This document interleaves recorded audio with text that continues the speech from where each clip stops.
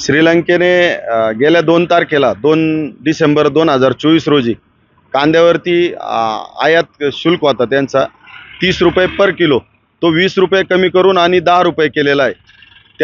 त्यापूर्वी बांगलादेशने त्यांच्याकडे पण 10% जो आयात कर होता कांद्यावरती तो पण रद्द करून आणि इम्पोर्ट फ्री केलेला आहे बांगलादेशने।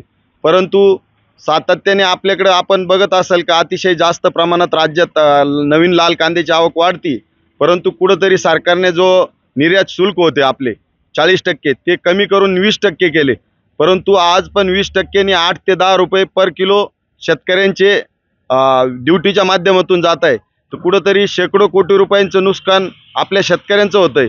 तर व्यापाऱ्यांची हीच मागणी आहे की लवकरात लवकर आपली जी 20% असलेली निर्यात शुल्क आहे ते तात्काळ रद्द करावं आणि जास्तीत जास्त प्रमाणात एक्सपोर्ट निर्यात कांद्याची कशी होईल याचे धोरण अवलंबावं, म्हणजे आपल्या शेतकऱ्यांना त्याचा बेनिफिट होईल आणि जास्तीत जास्त निर्यातीला म्हणजे परकीय चलन पण मिळण्यास आपल्याला चांगलं राहील। कांद्याचं कडे जर लक्ष केलं आपण तर आता कांद्याचे भाव 1500, 1600, 1700 रुपये जात आहे सरासरी। माझं तर सरकारला एवढंच सांगणं आहे की तुम्ही निर्यात वाढवा जेणेकरून शेतकऱ्याचा फायदा होईल, कारण की शेतीमध्ये जर पाहायला गेलं तर एवढं कष्ट करून सगळ्या गोष्टी करून शेती पुरडेबल नाही। पण माझं एवढं म्हणणं आहे सरकारला काय सरकारने भाव द्यावा वाढवून का किमान 3-3.5 रुपये भाव पाहिजे, जेणेकरून निदान 3-3.5 रुपये म्हटले तर निदान 1500 रुपये वरचा आपला खर्च निघून 2015 जरी पडले आपल्या शेतकऱ्याच्या तर जेणेकरून शेतकरी सुखी राहील व बाकी काही विषय नाही। तसंच सोयाबीन म्हटलं, तुरी म्हटल्या, कापूस म्हटलं तर यांनी बी सरकारने याला भाव दिला पाहिजे, जेणेकरून शेतकऱ्याच्या समस्यावर काहीतरी निर्णय घेतला पाहिजे, एवढीच विनंती।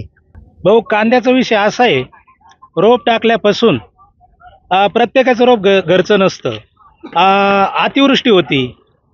कांद्याचा विषय असा आहे का इतकं काही म्हणजे कांद्याला सुरुवातीपासून तर कांदा लावण्यापर्यंत एकरी लावण्यापर्यंतच खर्च इतका होतो का 40 ते 50 हजार रुपये खर्च काढणीपर्यंत। आणि आज जर कांदा जर कधी हजारापासून तर 1500 रुपयापर्यंत जर कांदा विकत आहे तर शेतकरी सरकार कुठलंही असू द्या, BJPचा असू द्या, राष्ट्रवादीचा असू द्या, काँग्रेसचा असू द्या, सेनेचा असू द्या, परंतु प्रत्येक सरकारला आमची एवढीच विनंती आहे का कांद्याला बाजार जास्तीत जास्त, आम्हाला जास्त बाजार बी नको आहे, आम्हाला कमीत कमीत 2.5 ते 3 हजार रुपये जर कांद्याला बाजार भेटला तर कमीत कमीत 500 ते 1000 रुपये आम्हाला शेतकऱ्याला भेटतो, म्हणजे नफा भेटतो। पण आज रोजी जर कधी 1500 ते 2000 रुपये कांदा जर विकत असेल, हायस्ट कांदा 2000 रुपये विकतो आणि कमीत कमी 700 ते 1200 रुपये आज कांदा विकू राहिला, तर शेतकऱ्याला आत्महत्याशिवाय पर्याय नाही। म्हणून सरकारला माझी एकच विनंती आहे का तुम्ही जे निर्यात शुल्क लावले ते कमी करावं आणि दुसरी गोष्ट अशी का ते निर्यात जी आहे ती निर्यात चालू करावी, एवढी सरकारला विनंती आहे। आणि एवढं महाराष्ट्रामध्ये एवढं जर मी सांगतो सर्वांनी जर भरभराटून मतदान दिलंय BJP सरकारला, एवढं करून जर BJP सरकार परत जर अशी करत असेल तर परत पूर्ण शेतकरी वर्ग हा परत पेटून उठल आणि परत त्याच्यातून आम्हाला विभक्त व्हायला सरकारने आम्हाला भाग पाडू नये। ABP माझा, उघडा डोळे बघा नीट।